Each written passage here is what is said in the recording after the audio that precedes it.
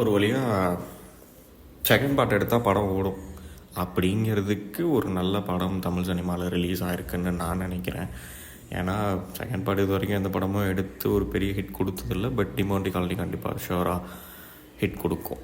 ஏன் அப்படின்னா அந்த கனெக்ட் ஃபர்ஸ்ட் பார்ட்டுக்கும் செகண்ட் பார்ட்டுக்கும் இருக்கிற கனெக்ட் எதுன்னு இல்லை, இது வரைக்கும் தமிழ் சினிமாவில் ரிலீஸ் ஆன எந்த படமும் அந்த ஒரு கனெக்டை கரெக்டாக பண்ண மாதிரி எனக்கு தெரியல. அதனாலேயும் என்னமோ செகண்ட் பார்ட் எடுத்தால் ஓடாது, அது சரிப்பட்டு வராதுங்கிற மாதிரியான அந்த ஒரு மித் இன்னும் தமிழ் இண்டஸ்ட்ரியில் போயிட்டே தான் இருக்குது. பட் அந்த மித்தை இந்த படம் உடைச்சிருக்கு. ஏன் அப்படின்னா அந்த ஃபர்ஸ்ட் பார்ட்டுக்கும் செகண்ட் பார்ட்டுக்கும் இருக்கிற அந்த ஸ்பிரிச்சுவல் கனெக்ட், அதில் டிமாண்டி காலனி ஏன் அது முடிஞ்சிருச்சு, ஓகே அவன் வந்தான் வெளில வந்தான் செத்துட்டான் அப்படிங்கிற மாதிரியான காமிச்சிருப்பாங்க. பட் இதில் சாகலை, உயிரோடு இருக்கான். ஏன் உயிரோடு இருக்கான், எதனால் உயிரோடு இருக்கான், அவன் எப்படி காப்பாற்றினான் அப்படிங்கிறத அந்த ஃபர்ஸ்ட் ஒரு 10 to 15 மினிட்ஸ் மட்டும் பார்த்தீங்க அப்படின்னா கொஞ்சம் கன்ஃபியூஸ்டாக இருக்கும். பட் ஆனால் அது லேட்டர் பார்ட், அது கொஞ்சம் நேரத்துக்கு அப்புறம் அதை கிறிஸ்டல் கிளியராக எக்ஸ்பிளைன் பண்ணியிருப்பாங்க. ஹாலிவுட் மூவிஸில் எல்லாம் நம்ம பார்ப்போம், எதனாவது ஒரு லைன் எடுத்துகிட்டு வந்து அதுக்கு கரெக்டான ஸ்க்ரீன் ப்ளே பண்ணாங்க அப்படின்னா அந்த படம் நல்லா ஓடும். பட் பேய் படம் இப்படி தான் இருக்கணும் அப்படிங்கிற எந்த ஒரு தியரட்டிக்கலான ஒரு எதுவுமே கிடையாது. ஸோ அப்படிங்கிறப்போ இது கொஞ்சம் நல்லா இருந்தது பார்க்குறப்போ. அந்த கனெக்டை கரெக்டாக பண்ணணுன்னாலேயோ என்னமோ தெரில, படம் பார்க்குறதுக்கு ரொம்ப எக்ஸைட்டடாக போச்சு அப் டு கிளைமேக்ஸ் வரையும். அதுவும் அந்த கிளைமேக்ஸில் ஒரு 15 to 20 மினிட்ஸ் ரொம்ப கிரிப்பிங்காக எடுத்திருந்தாங்க. சிஜி ஒர்க் மட்டும் இன்னும் கொஞ்சம் பெட்டராக பண்ணியிருந்தாங்க அப்படின்னா அந்த சீன் இன்னுமே சூப்பராக போயிருக்கும். பட் இந்த டிமோண்டினா என்ன, இந்த டிமோண்டி சைக்கிள் என்ன, இது எப்படி நிப்பாட்டுறது, அந்த செயின் ஏன் இருக்குது, டிமோண்டி யார், டிமோண்டிக்கு மேலே என்ன இருக்குது அப்படிங்கிறத ரொம்ப சூப்பராக எக்ஸ்பிளைன் பண்ணியிருந்தாங்க. பிரியா பவானி சங்கர் அந்த ஓப்பனிங் சீன் அந்த ஒரு நரகம் மாதிரி ஒரு விஷயத்துக்கு போயிட்டு வர்றது. அது நீங்கள் இந்த கீன் ரீவ்ஸோட கான்ஸ்டன்டைன் மூவி பார்த்துருந்தீங்க அப்படின்னா கேட்டை மடியில் வச்சுட்டு தண்ணி உள்ள கால் விட்டுட்டு நரகத்துக்கு போயிட்டு வருவாங்கள்ல, ஸோ கிட்டத்தட்ட அந்த சீனோட ரெஃபரன்ஸ் மாதிரி இருந்தது. பட் அது எல்லாமே நல்லாவே பண்ணியிருந்தாங்க.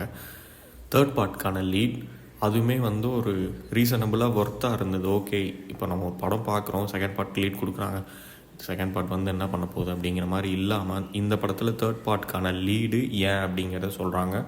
ஸோ அருள்நிதி சொல்லுவாங்க, அந்த சைக்கிளை நான் நிப்பாட்டி வைக்கிறேன், அந்த நடக்கிற அந்த விஷயத்த நான் அடுத்த தடவை நான் முடிச்சு வைக்கிறேன் அப்படின்னு சொல்லுவாங்க. ஸோ அதுவுமே என்ன சொல்கிறது, ஒரு எக்ஸைட்மெண்ட் தானே. ஓகே, இது எப்படி நிப்பாட்டுவாங்க, நமக்கே தெரிஞ்சிடும் ஹாஸ்பிட்டலில் கிளைமேக்ஸ் கான்வர்சேஷன் நடக்கும்போது ஓகே இது தேர்ட் பார்ட் இருக்கும் அப்படிங்கிறது வந்துடும். ஸோ அந்த பிஜிஎம் சாம் சேஸ் ஓரளவுக்கு எல்லாமே நல்லா பண்ணியிருந்தாங்க. அந்த டங்னு அதை மட்டும் இன்னும் கொஞ்சம் எக்ஸ்ட்ரா 2-3 தடவை எங்கன்னா ஒரு இடத்துல யூஸ் பண்ணியிருக்கலாமோ அப்படிங்கிற மாதிரி எனக்கு பர்சனலாக ஃபீல் ஆச்சு.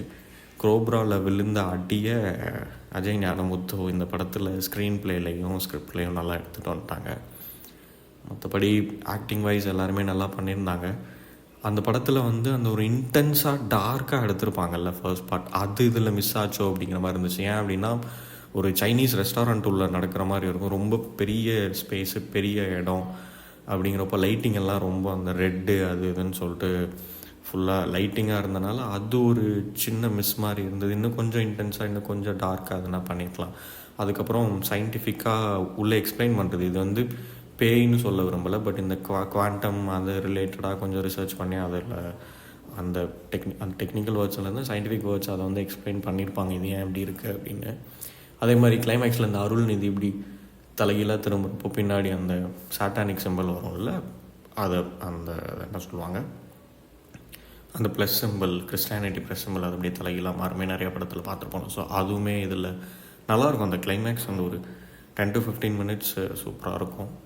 ஓவரால் செகண்ட் பார்ட் எடுத்தால் தமிழில் ஓடுங்கிறதுக்கு இது ஒரு பெஸ்ட் எக்ஸாம்பிள். நல்ல படம், சீட் எட்ஜ்டு, ஒரு ஃபேமிலியோடு போய் பார்க்கக்கூடிய ஒரு நல்ல த்ரில்லர் மூவி. படம் மறக்காமல் போய் கண்டிப்பாக பாருங்கள். பாய்.